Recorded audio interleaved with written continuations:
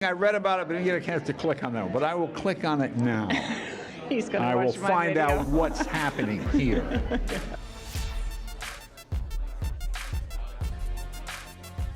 Hi and welcome to Close and Talk. I'm Kjersti Flaa, and here on my channel I talk about my good and bad experiences with celebrities, with Hollywood, and working as an entertainment reporter.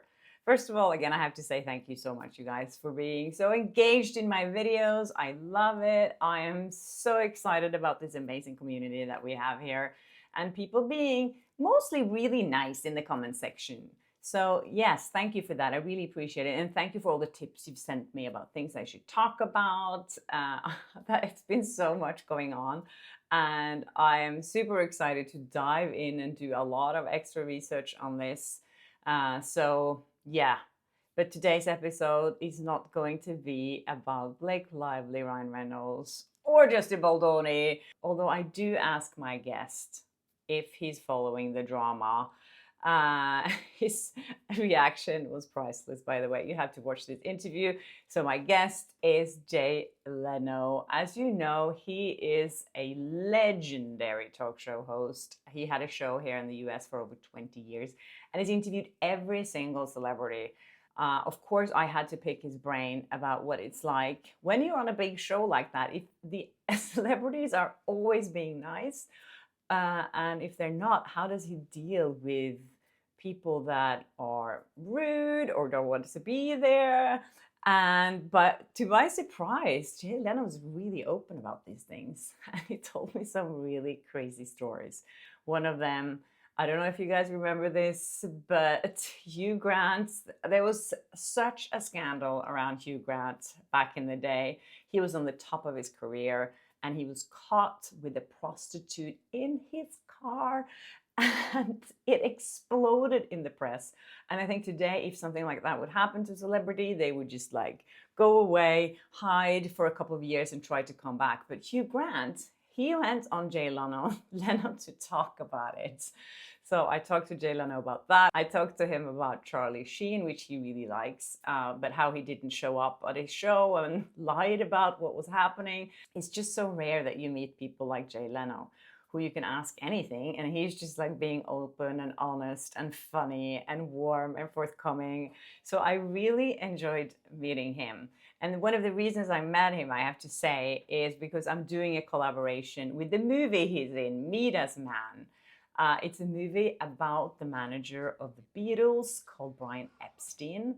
And it's such a heartwarming, independent film with lots of like nice music, lots of British sense of humor, which I really like. And Jay Leno is in it. He's playing Ed Sullivan, another talk show host.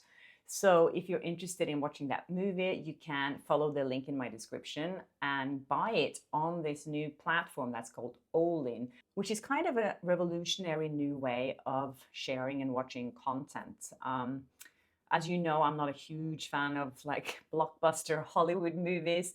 So I think this is a great opportunity for independent creators and filmmakers to show off their work without going through distribution channels or like regular streaming platforms that you don't have to subscribe or do anything. So if you're interested, I think the movie is $12 and it's really worth a watch.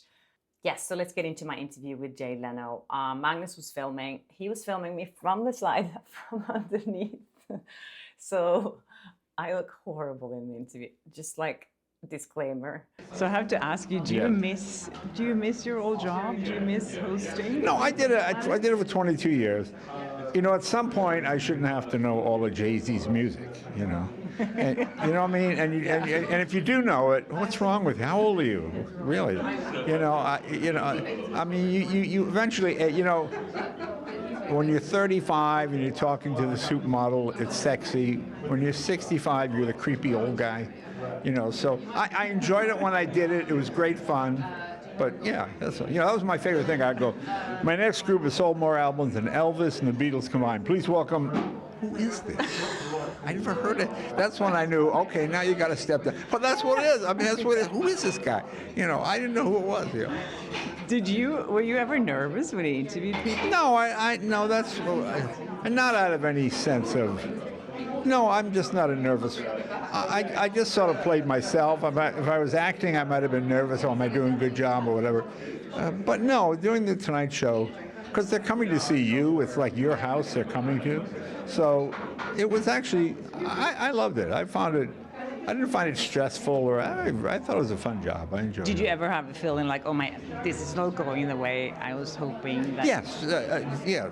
Many nights that would happen. And what would you do? Did you have like Well, I tell you what, I had Roger Moore on, right?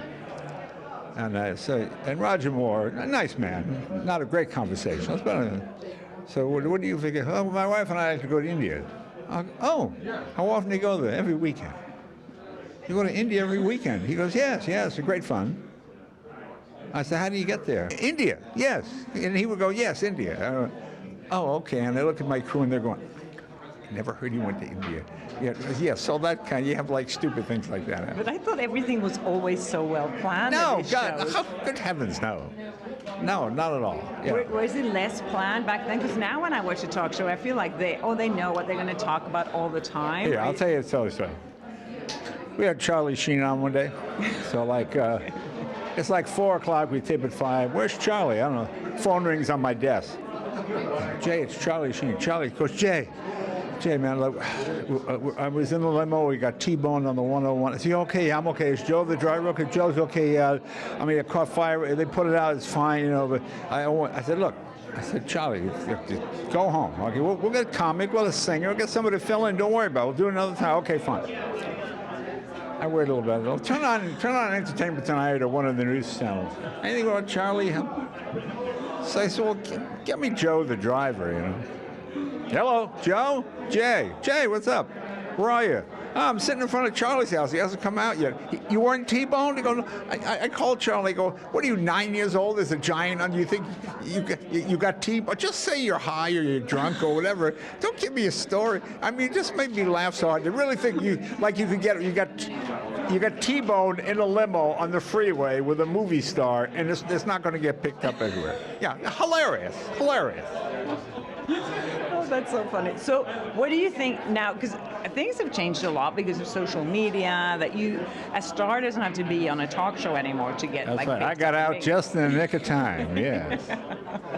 Yeah, I mean, do you think about that sometimes? Like, do you follow everything on social media? How active are you in Well, not really. No more than I a healthy following. I'm not obsessive about it. You know. No, I don't say go crazy. I don't follow all of it. If this is an interesting story I'm interested in, or somebody I know, one of my friends, or whatever, you know. Yeah, but no, I don't go crazy. Are you following the Justin Baldoni, Blake Lively drama? Yeah. No, that doesn't really. That just seems silly to me. I don't know. I can't say. You know, California is on fire. I don't know how many people are coughing through the flames trying to follow Blake Lively. Yeah, no, I mean, I don't know. I was the one who did that viral video, the viral interview with her. Did you watch that? Oh, no. When she was not behaving so nice. You know something? I read about it, but didn't get a chance to click on that one. But I will click on it now. He's gonna I will find video. out what's happening here. Yes. So when people have been on your show and not acting like you know, if you feel like, oh no, this is not good behavior, do you have like a trick that you do to get people like to? No, you know something? I always talk to people before the show, and I go, look, I got to ask you these questions. You can choose not to answer. But like Hugh Grant was probably the best example. Oh my God. You know, Hugh Grant didn't come with a handler, came by himself. He said to me, look, I'm stupid, I made a mistake, you know, give me your word. I said, I'm not giving you, I will just ask you a question, you know. And he was great. He was a lot of fun. That was a legendary interview. Yeah, it was amazing. I mean, but it's the classic handsome men behaving badly. Oh, how naughty, you know, with a hooker. Oh, and it's the opposite sex. How unusual. Oh my God, this is unbelievable. You know? I remember you starting that interview. You said something like, "What the hell were you thinking?" What the hell were you thinking? Yeah. Was it? But I didn't think to say that. I just said that, and it got a laugh, and he kind of did that English bemused. I don't say that. I don't say that to be glib, but I think among most people going, what? Yeah. Well, it's not easy. Thing, but he's quite charming. And you know, nowadays a star would cancel, and the handler would call to say he's overwhelmed, or our family is seeking privacy in this time, or whatever stupid thing they say, which is always funny to me. Do you think people are more sensitive now? No, not more sensitive, but nobody really cares. It's not that big a deal. No. I find Americans will accept anything except hypocrisy. I remember Charlie Sheen said on my show one time, "Look, I like hookers and cocaine." The audience applauded, and I went, "Thank you. Thank you." The man spoke the truth. All right, is it wrong? Probably not a good idea. But hey, he spoke the truth. I thought that was very funny. It made me laugh. I just laughed at Charlie. And I like Charlie. I love Charlie. He's a great guy. It's not my life. That's what I mean. I can have the fun of being around Charlie Sheen without being Charlie Sheen and having hookers pushing my car off Mulholland and things like that, So it's great fun. I enjoyed it a lot. You're amazing. I heard so many good things about you. Like, everyone's like, oh, he's so down to earth. He's always so cool. He always says hi to people. He doesn't have an ego. Well, I think it's just being human. It's just the way. I'm a huge believer in low self-esteem. It's the key to success. If you don't think you're the smartest person in the room, you shut up and you listen. I have so many friends of mine that got TV shows. I don't like the lighting this way. I say, Bob, you hired the best lighting director. He knows it. Well, I want it this way. And then, of course, it looks terrible when we do it this way. I do one thing well or pretty good, and I tried to hire the best director. And then when people told me I sucked, I listened to them. And they told me that a lot. Thank you so much. Well, thank you. You're amazing, and I'm so excited to watch the movie now that I am so. It's a fun. Honored to meet you. It's a fun movie. It's a kind movie. Oh, we like kind movies. Well, what I'm saying, but I'm just tired of nasty, mean, ill. It harkens back to a real time of innocence. It just doesn't exist anymore.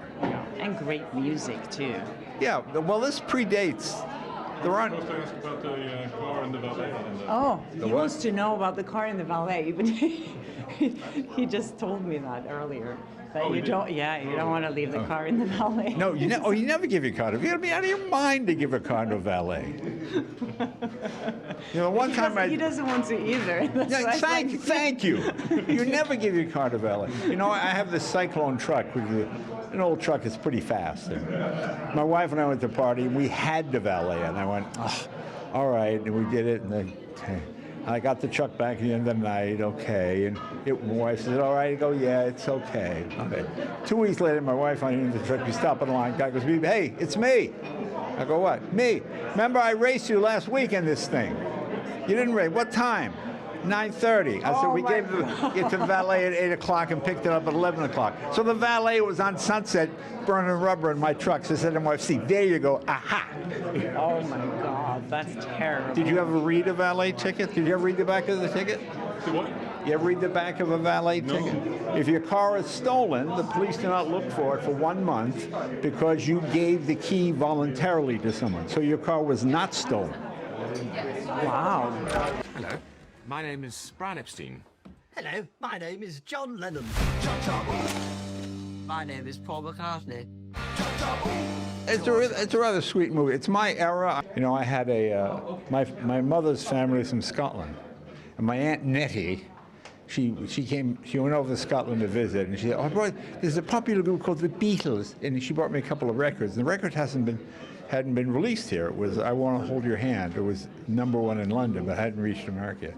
So I played it for friends. Oh, that's pretty good, And then of course, then it became, you don't know. It's just another, it's another group you like, It's interesting, yeah. So you're being a TV host, and obviously we know you most as a TV host. Do you feel like you have to act, or did it come Well, natural to you? my fear was, I said to them, I don't look like Ed Sullivan. I don't do an Ed Sullivan impression. They said, well, it's a British film, and they don't know Ed Sullivan. They just want a TV presenter. So I said, well, all right, fine, but I know I'll get killed in America. But I didn't actually. It was actually okay. I thought, because you had a right here shoe, you're like supposed to do an impression, but nobody really remembers that. You have to be my age to remember Ed Sullivan. So. Do you feel like when you were hosting yourself, did you feel like you were kind of acting? Did you have like a persona that you were when you were like? No, not really. A camera doesn't lie. You kind of, it's who you always are. But you know, I had Ringo on the show, and I had Paul McCartney a number of times, and I did benefits with Paul. So, you know, it's funny because I think Paul is only less than 10 years older than I am. But it seemed like when I was 13, it was a whole nother generation. They were like grown men. You would have thought they were 40 at the time. You know what I mean? It's just so odd. But you know, the Beatles came right before the Beatles. You had the Beach Boys and Jan and Dean and all that California surf music. And this is a totally new thing. So there are always people on both sides of the fence. You know, you go back to New Jersey and they still haven't left the 50s. So you know, I think the Beatles. In fact, I don't think the Beatle music has arrived in New Jersey yet. Stars. I Want to Hold Your Hand is #1 in America. Thank you, Jay Leno, for being on Flawsome Talk. Who would have guessed that I would have an opportunity to have someone like him on my show? So that's really amazing. Thank you guys for watching. And yeah, keep commenting, keep sending me tips. I love it. I have a lot of more interesting guests coming up in the next episode. So yeah, stay tuned on Flawsome Talk. And if you haven't subscribed yet, please do, and click the notification button below if you haven't, and then you'll never miss an episode of Flawsome Talk. Okay, so be nice to each other, be polite, and take care. And I'll see you in my next episode. Bye.